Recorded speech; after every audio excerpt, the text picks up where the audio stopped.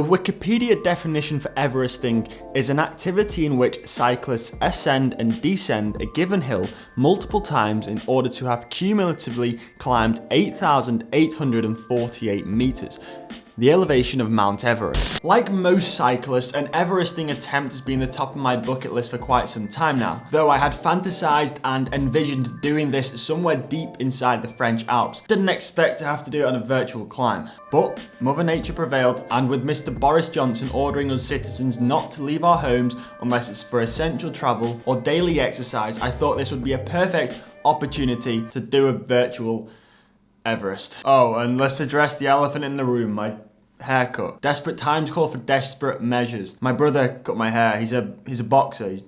He's not a hairdresser. He punches for a living. This is a good finisher. I told you about his power earlier, and that's a good body shot.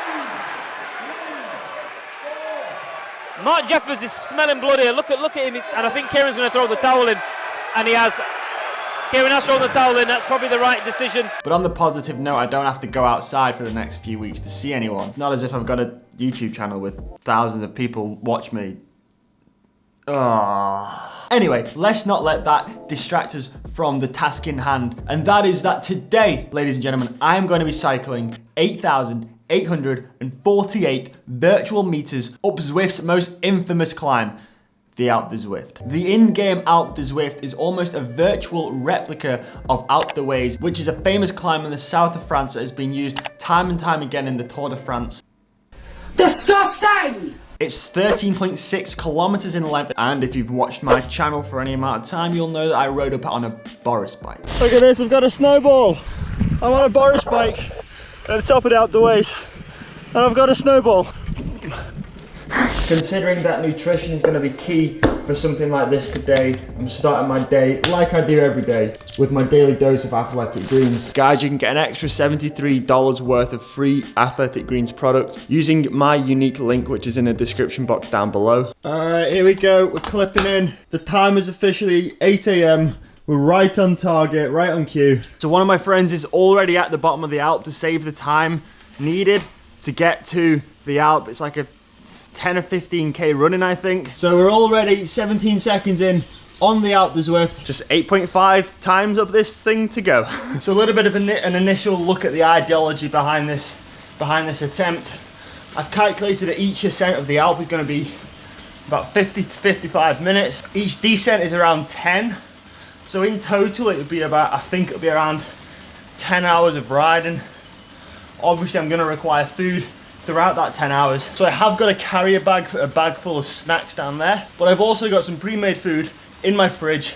So when I descend, I'm gonna have about 10 minutes to get off the bike, get into the kitchen, get some food, and then get back on the turbo before the next ascent, and hopefully that should work out. Right now we're 8 minutes in. I'm already starting to sweat. Zwift have decided to do an April Fool's today where we're riding steel bikes, which are excruciatingly slow up the Alp D'Zwift. But what are you going to do about it? Okay, that's the first ascent done in 59 minutes and 46 seconds. As you can see at the minute, we've got a couple of ventilation issues. This little Honeywell fan just isn't cutting it. Okay, so the descent is about to start. So what I'm going to do is start my stopwatch just so I know exactly how long the descent is. I think it's about 10 minutes.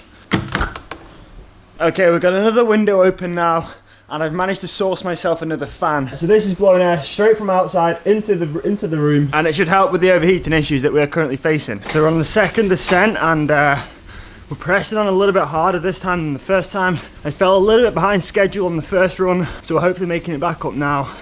Okay, we're just descending down the climb, the Alp, for the second time right now. We've done 2,081 meters. It's around 1,000, just over 1,000 meters of elevation per ascent. And we need to do 8,846 meters, which I think will be around 8.5 ascents total of the Alp D'Zwift before we can complete the Everesting challenge. Morale's pretty good right now, but we've only done 2 ascents and we've got another 6.5 to go. Trying to stay fueled, trying to stay hydrated.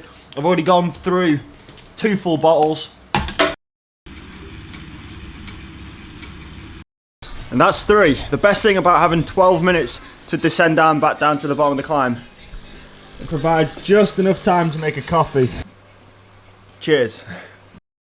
Rolling back down the descent. Currently just had some pasta for my lunch. The thing is, like, because you're not pedaling for so long and you've still got the fans blowing on you, you actually get quite cold because you're sat in sweat. You actually get quite cold going down the descent, so I've stuck a hoodie on, but no doubt it won't be on for any longer than a couple of minutes. That's 4 ascents down, 4.5 to go, nearly halfway. We've done 4,155 meters of elevation. How high is base camp? Bet we're not far off base camp. Keep going, buddy. You're not there yet. So this is such a mental game right now. We're 5 hours in. We're on the 5th ascent right now. We've got 10 hairpins to go. I'm starting to feel it. I think more mentally than physically as well. Like knowing that I'm only just halfway. Got a long way to go. This is tough.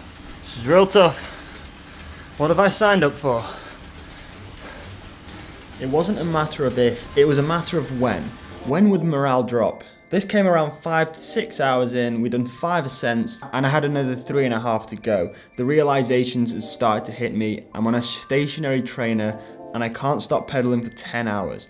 I've done 6 hours, but there's still another 4 to go and 4,000 meters or so of elevation. However, I knew this would happen. I sensed it coming, and I had a trick up my sleeve. It was called YouTube. I decided that I would live stream and hope that the comments from you guys, the viewers, would motivate me through the final hours. What's good? What's good, chat? We're just descending down the Alp for the 5th time, I think.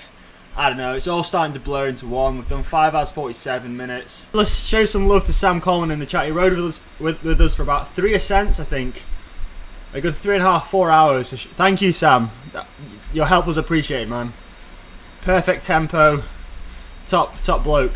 So as you can see there, firing up the live stream had the perfect desired effect. Morale had gone from a solid 4 back up to around 8. The next couple of ascents flew by. I was chatting with you guys, interacting with the chat. We were on schedule. We were hitting all the numbers, all of the targets that I'd pre-planned for this event. And we were on schedule to complete the official Everest in under 10 hours. It was around 9 hours 45 minutes was the predicted time. But the issues start. The issues arise when your physical efforts, when your physical fuel tank drops down to the same level as your mental fuel tank, your psychological fuel tank. That's when the issues start. What you might not realize from the offset is on the turbo trainer, you sweat considerably more than you would do if you were outside. Therefore, you're dehydrating at a much faster rate. I was trying to fuel and drink and eat as much as I physically could, but I got to the stage where, due to the heat in the room, I just started to feel a bit sick. And the thought of eating food, especially sugary food, wasn't sitting well with me. You know that coffee I made earlier on?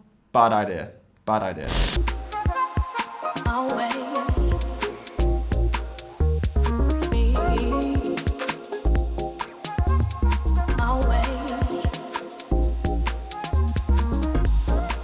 So this is the penultimate full ascent.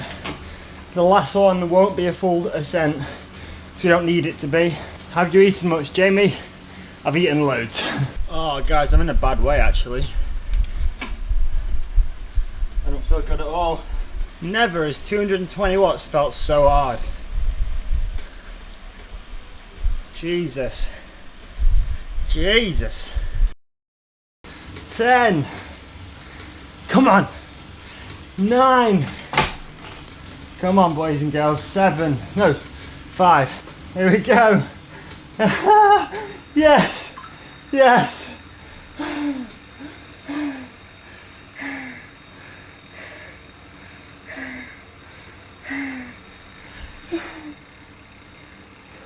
I'm pretty broken right now, I'm not gonna lie. I'm trying to be the look of pure exhaustion. There you have it. I ended my live stream and then I did something that I've never done before. I got off my bike, went over to the sofa and fell asleep. Yeah, I wouldn't recommend doing that. And there it is. At points I didn't think I was gonna do it, but we did. 8,848 meters of virtual elevation done. Honestly, this is probably one of the hardest challenges that I've ever done on a bike. It's now almost exactly 48 hours after I've completed the Everest and my legs are still pretty broken, but I set a plan, I set a goal, I set a target, and one way or another, I was going to complete it. When you set your mind to something and completely commit and believe in it, it's amazing what you can do. If you want to go back and watch parts of the live stream, I'm going to put the link to the video down below. It's a private link. The video is unlisted. So you're going to need to click on that link to take you to the live stream video. And finally, guys, I just want to say a massive shout out to Gus Bowmans, who rode the entire route with me. He actually completed the Everest as well, and actually did it slightly quicker than me. So congratulations, Gus. Thank you to everyone that rode with me. Thank you to everyone who was in the live stream giving me positive comments. Yeah, the community, the squad was strong today. Guys, girls, wherever you're watching, I hope you're staying safe. I hope you're staying at home, and I hope you're looking after yourselves. Leave a like on the video if you enjoyed it. I'm done. I'm out. I think in future, I'm just going to stick to Zwift racing. No more challenges. All right. See ya.